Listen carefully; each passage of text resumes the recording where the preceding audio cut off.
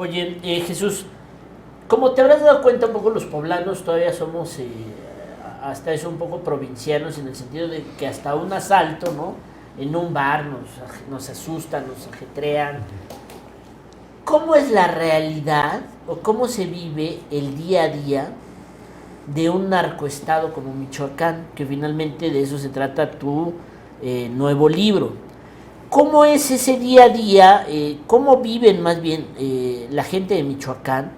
Sabiendo que con cualquier gente que hable, de cualquier instancia de gobierno o empresarial, pues muy probablemente está metida en todos estos grupos. O sea, ¿cómo se vive ese día a día en Michoacán? Mira, en Michoacán el día a día, y lo plasmo en el libro Tierra sin Dios, donde intento hacer una radiografía de qué es lo que está pasando y cómo es que Michoacán llegó a este momento de un estado fallido. ¿Cómo es que pasa antes de estado fallido a ser un narcoestado? ¿Y cómo es antes de ser un narcoestado un gobierno de corrupción? Lo que sí te puedo asegurar es, como cuento las historias, es que la gente de Michoacán vive de dos formas, secuestrada y con miedo. No hay forma, la verdad es que la gente aquí en Puebla, de alguna forma, claro, con sus salvedades, con la forma a veces de desgobierno que también se vive aquí en esta entidad, pues se vive bien.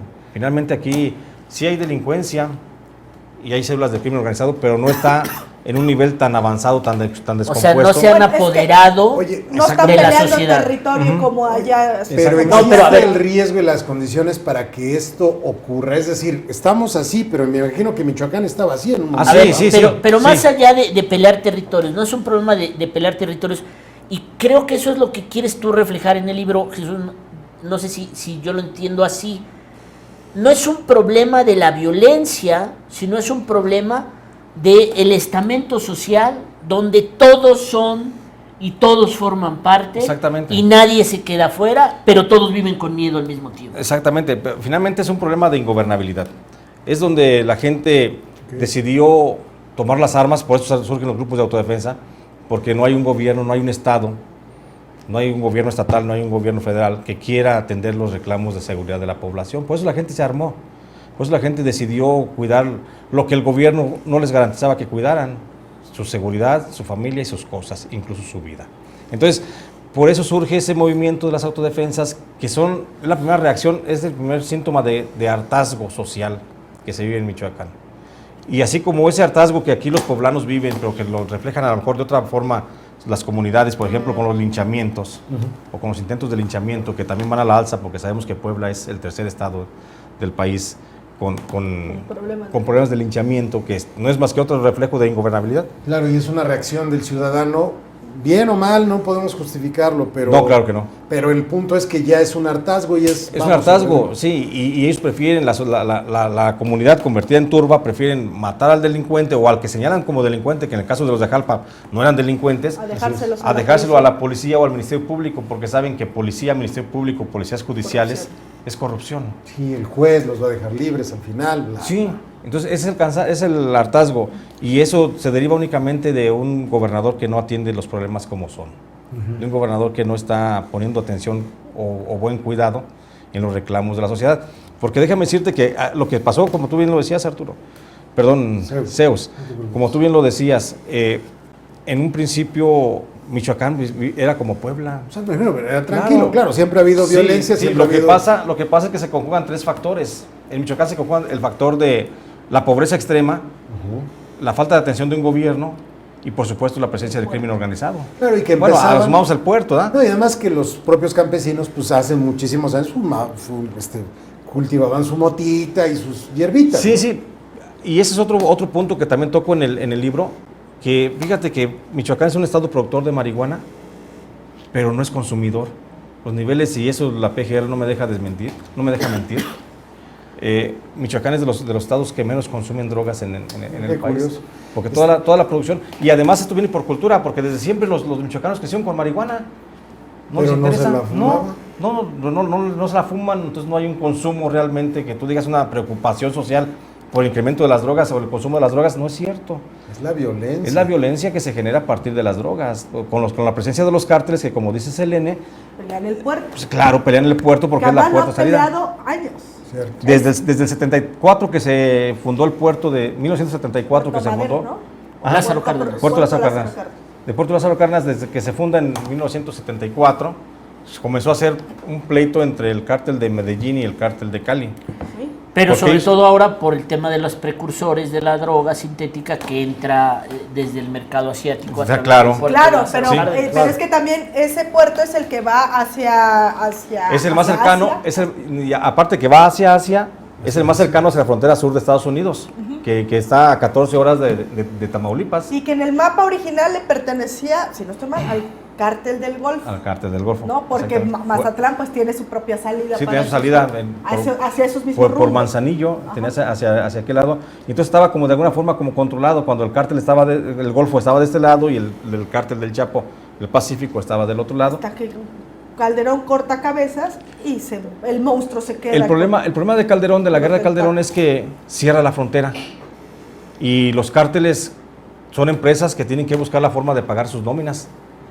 Entonces, tienen que buscar de alguna forma los recursos. Si no podían vender la droga, una, la intentaban comercializar dentro del país. Dos, si no había forma de comercialización, tenían que buscar recursos alternos, que era el secuestro, el cobro de plaza, la extorsión y delincuencia menor. Eso es lo que realmente genera el problema en Michoacán, el que Calderón haya cerrado la plaza, porque también la producción de drogas realmente no es un problema de México, No, es de es de Estados Unidos. Las drogas es de Estados Unidos, porque aquí en México no se consume todo lo que se produce, se consumen los gabachos. Nuestros gringos son nuestros vecinos gringos son los principales. Ellos son, nada más que nosotros estamos poniendo los muertos en esta guerra y ellos siguen consumiendo. Bueno, y Dice ustedes, Manuel, ¿no? dice, tiene razón Lemus, y Puebla va en la misma lógica, desde fuera de la capital, porque todos los municipios importantes como Tehuacán, Huachinango, Teciutlán, Tepeaca presentan ya temas como inició Michoacán, como lo está narrando el periodista. Ojalá y no. Ojalá y no, porque de veras Michoacán, la violencia en Michoacán por los grupos de autodefensa y la pelea directa contra el cártel de los Caballeros Templarios le ha costado a Michoacán casi 2,000 muertos. Le ha Y costado económicamente les ha pegado durísimo. Y 1,200 desaparecidos y cerca de 7,000 desplazados. Ha sido una cosa terrible que no se publica a veces en los medios, porque a veces en México tenemos el periodismo como así como más terso, ¿no? Como muy suave. Pero menciono el ¿Tú tema, sigues porque viviendo en el en caso de Michoacán? No, estoy desplazado. a lo que voy es en el turismo, por ejemplo, Morelia, que es una ciudad preciosa, sí, pues sí, dicen sí. la gente, no, ¿para qué voy? Pues me van a levantar, Sí, ¿no? sí. O sea, y le pega económicamente. Claro, le pega con la economía, el Eso es sector triste. de los servicios turísticos es de los más deprimidos, restaurantes, hoteles, Siendo que es un lugar tránsito. precioso. O sea, todo Sí, Michoacán sí, es sí, precioso. Michoacán, pero tiene esa maldición del narcotráfico. Pero te decía yo, ¿qué piensas cuando piensas en Felipe Calderón? Pues yo creo que pienso mucho en él, en las chingaderas que hizo, en cómo condujo a este país, cómo lo llevó a O sea, ¿no desbarrancarse. le encuentras nada bueno a Felipe Calderón? No, pues por supuesto que no, lo único bueno es que ya no está. Es lo mejor y bueno, ahora quiere mandarnos a su señora, Oye, por ¿cómo favor. ves ¿no? que ya salió hasta en Vanity Fair? Sí, no, pero si tuvieran vergüenza los Calderón se aplazaban en su casa. ¿Tú crees que había otra forma de enfrentar esta implicación del narcotráfico en el Estado Es más que- que con esta guerra? Es que realmente la guerra fue inventada por Felipe Calderón. No había necesidad de una guerra contra el narcotráfico. Ajá. El narcotráfico tenía sus cauces de conducción de drogas hacia Estados Unidos. No había problema por eso. Pero Felipe Calderón necesitaba sacar el ejército a la calle, legitimar su presidencia que le robó a Andrés Manuel López Obrador. Y eso es lo que hace que él se vaya con la bandera de la pacificación de Michoacán y comienza al estado que nunca lo debió haber tenido, por supuesto, como hijo.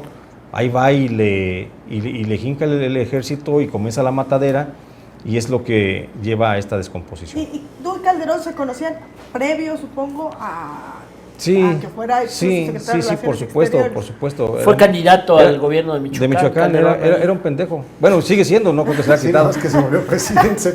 muy diplomáticamente. Nos gusta decir las cosas aquí en Juego Así de Troles. somos en Juego de Somos Troles. muy Está bien. diplomáticos. Sí, Aquí Pero ustedes lo saben. finalmente era un pendejo, nada más que ese pendejo Y se convirtió en entonces- presidente. Yo creo que el tiempo le va a dar otra perspectiva, creo, a Jesús Lemus, que es a toda esta gente que la vio en una circunstancia específica.